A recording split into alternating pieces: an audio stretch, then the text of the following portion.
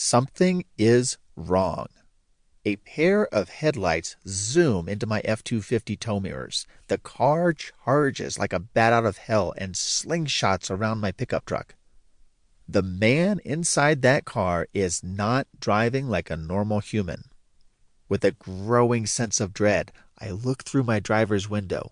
The car moves away the way you'd pull your fist back in a bar fight.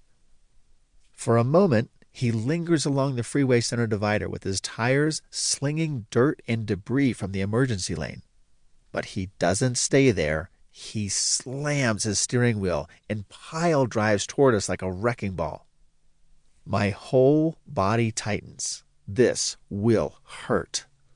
The car smashes into my front quarter. There's an explosion of shiny plastic and glass as the car hits the worst possible place, my front steering wheel. This is no accident. This is murder. Police call it a pit maneuver. It causes the driver, in this case me, to lose control of the vehicle. But there are no police here, just a hoodlum hell-bent on killing. Surprisingly, my truck is still on the road. I take stock. The truck's not wobbling. All parts seem to be working. But now what can I do? Normally, you pull over and swap insurance info after an accident. But I can't stop in the freeway with this guy trying to crush me into a ball. Stopping would make things worse. All I can do is hold on to the big steering wheel of my old truck as the man winds up for another smash. There are no cars in my rearview mirror, no cars in front. He waited until no one was around. I glance in the child safety seat next to me. Did you feel that? I ask. My tiny son looks up, unaware. I think he can sense from my tone of voice that we're in trouble. Bang! The man rams his car into our truck again. Plastic parts fly over our heads as the killer leans onto his steering wheel, trying to push us upside down. But the old Ford doesn't give an inch. They don't build trucks like this anymore. New trucks are lighter, smoother, and quieter. But the sturdy old turbo diesel has the frame and engine of a grain harvester. Thank God our old Ford F-250 doesn't even shudder as the attacker rams all the way around us with car parts and glass exploding in air. What is it? Wyatt asks.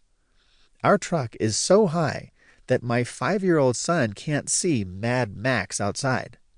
That car just hit us, buddy, I say. Hold on. The man's car is smashed, and he's coming back to hit us again in a Moby Dick-style torpedo run. Thank God Wyatt and I are wrapped in 8,000 pounds of Super Duty steel as we careen down I-210 with a crazy man trying to kill us. I grab my phone and dial as fast as my fingers can go. 911, what's your emergency? Asks the operator. I try to sound calm, but that's impossible. A guy just hit us with his car, I yell. Where are you? Asks the operator. Whoa, hang on, he's going to hit us again. I'm glad the 911 lady is on the phone, but I can't give her an address when this guy is crashing into us. I grip the steering wheel and brace for impact. Watch out, Dad, yells Wyatt, who's now peering over the dash to see the assassin. Why is he doing that, Daddy? I don't know, buddy. Sometimes people get angry when they drive. It's true. Los Angeles is the road rage capital of the world. But this isn't road rage. The man was nowhere near us before he attacked. Maybe I should have listened when I was warned not to talk about the crime at the school bus stop. Everyone else kept quiet. Even the media are afraid to report for fear of reprisals. Uh-oh. Here he comes again. The man drives a hungry circle around us the way a shark circles prey before coming in for the kill. Fortunately, hitting a Super Duty Ford with a passenger car is like hitting a bulldozer with a banana. The man's sedan is crumpled, and Wyatt hasn't moved in his child safety seat. Suddenly, the killer rockets in front of us. As he zooms away, I take a breath and get back to the 911 operator. To keep listening to this audiobook, I've left you a link in the description so you can do it, at no cost thanks to Audible's 30-day free trial.